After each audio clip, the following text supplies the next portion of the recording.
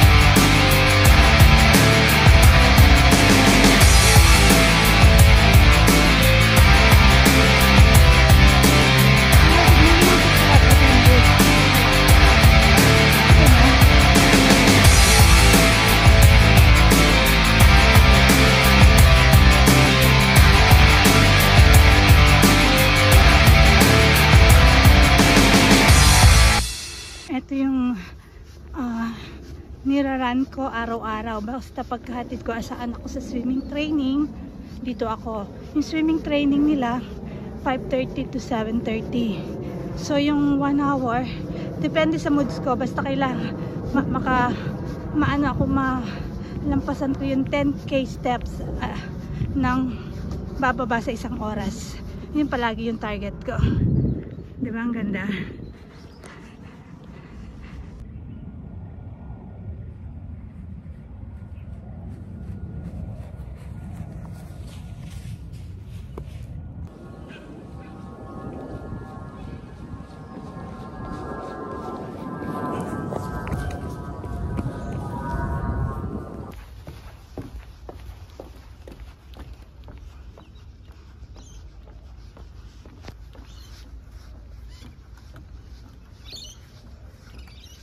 Ang ganda, diba?